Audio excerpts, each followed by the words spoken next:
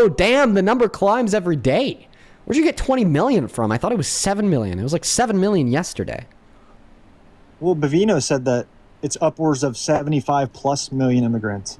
Oh, now it's at 75 million? Damn. Yeah. Okay. Do you have a source for any of this? What about the Bavino, who was like a leader in border and customs immigration? No, I don't take people's word for things. Oh, you don't? No, I need to see a study, a source to demonstrate it. Now, if you're telling me that the Department of Homeland Security has given, okay, some reliable mechanism to determine that 75 million undocumented immigrants came in under Biden, I'd love to see it. But, you know, if there's not one there, why the hell am I going to take his word for it? Well, there's no way to track illegal immigrants. That's the whole point. Okay, so then you don't know that 20 million came in. Concede. And you don't know that 20 million didn't come in. Okay, well, you're the one making the positive assertion that they did. Well, that's an appeal to ignorance fallacy. I don't believe this because, you know, I can't prove it. I can't prove the inverse. I don't think you know what you're talking about. Okay. So prove me wrong. So I believe that I believe that you need evidence that proves you right compared to necessitating evidence that proves you wrong. Like, for example, I'll demonstrate my theory of justification to you. You shouldn't support Trump because night before last, he raped like 10 kids. And you must believe that the night before last, he raped like 10 kids unless you could prove that he didn't. Okay. Can you prove that he didn't? Well, no, and you can't prove that he did. Therefore he did, right? The same way, you know, therefore there's 20 million undocumented immigrants that came in. Okay, so either of us could be right, is that what you're saying? Oh, no, what I'm saying is that if you want to posit something as being true, then you need evidence that it's true. And by the way, I am not floored that I have to describe this to a Trump supporter. Listen, this is the most ironic thing that's ever happened. I'm having to literally verbatim describe to a Trump supporter that you need evidence for the things that you believe. This is why our country is so fucked. Our country's so fucked because we have people like Jared running around arguing that you don't need evidence for what you believe in. Buddy, reality is not your sandbox that you could do whatever you want for. Your beliefs are supposed to conform to reality. And the way that you measure the conformity of your beliefs to reality is based upon the evidence that suggests that it is true of the world around us. So if you don't have evidence that what you're saying is true, then you can't measure the conformity of your beliefs to reality. And if you can't measure the conformity of your beliefs to reality, then you're a fucking delusional idiot who thinks that this world is a sandbox and you could just believe in whatever you want. What's your belief on God? Answer to that question is completely irrelevant to a debate about Trump. What is Get it? real. Then give it to me. I'm agnostic. Is God real? You're agnostic. Why is that? Why am I agnostic about God? Well, I will answer that question as soon as you concede that you shouldn't support Trump as president because you have no good argumentation to demonstrate otherwise. So you want to answer the question? Yes, precisely. Why not? Because it is completely irrelevant to the topic of debate being purported on this live stream. It would disprove your point? What point? You don't believe things without evidence? It actually kind of reinforces that point. You don't think there's any kind of wait, my agnosticism and the belief of God reinforces that point. I'm agnostic, okay, on the belief in God because I don't have evidence, like I don't have like compelling evidence that God exists, right? I don't know if God exists or not. That proves my point. Okay, so you think that the world wasn't intelligently designed?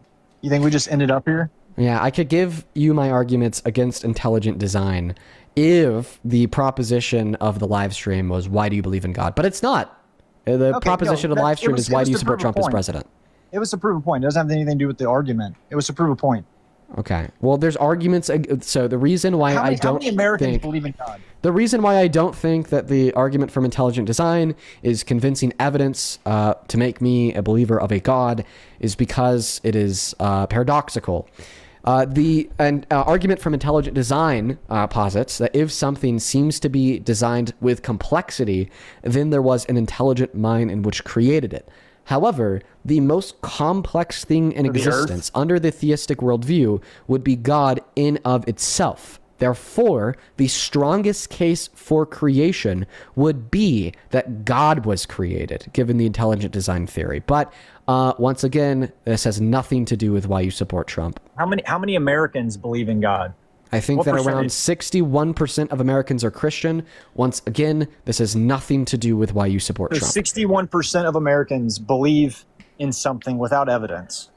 I do think that there are many people that exist in society today that have also existed historically that hold on to religious beliefs for purposes of faith to make them better people, and I'm perfectly fine with it. I believe in freedom of religion. Would you call those people idiots, like you called me idiot for believing in something without proof? Well, frankly, I call you an idiot because what you believe in without evidence amounts. No, I wouldn't. I wouldn't. Why not? I personally, I wouldn't. You believe in something without evidence. Just sure, like I believe in something without evidence. Sure, I'll be able to tell you. Sure, the difference is well, when we talk to theists, at least they have some level of evidence. You know, at least they can whip intelligent design out of their ass. At least they could talk about the gospel and how you see all these interconnecting references between the old and the new. Possible fulfilled, prophecies from Isaiah, so on and so forth. But you, on the other hand, gave me a belief with no evidence to justify it, because you're interrupting me, with no evidence to justify it whatsoever, and that belief is very harmful. I'm making a point. That's right. When I use words like idiot,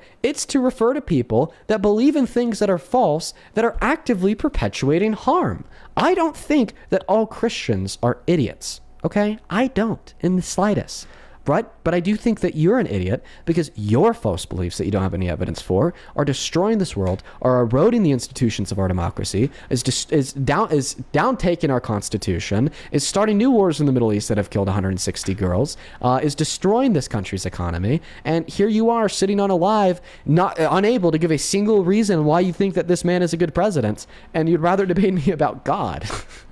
Wait, well, so you said, no, this is all to prove a point. So you said that you don't believe people's word without evidence, right? Without a study. And you said that Christians do give some form of evidence. No, what I said is that I said more specifically, the reason why I don't call all Christians idiots is because I don't think that all Christians serve as a detriment to society. I think that you do. I think that supporting Trump does legitimately serve as a detriment to society. Well, he did win the majority vote, so... Yeah, and that does not change a single thing I just said. I would say 61% of the country is the majority, or 60%, whatever the number is that believe in God. So he actually, a majority of Americans didn't vote for Trump. You're misled. Not even a majority of voters. I'm sorry, the majority of voters. Can we get a reason why Trump is a good president? Well, I don't. Okay, so first of all, I'm not some Trump sycophant. I don't agree with the war in Iran. I don't think it serves American interest at all. I don't agree with gas prices being almost $4 a gallon where I live.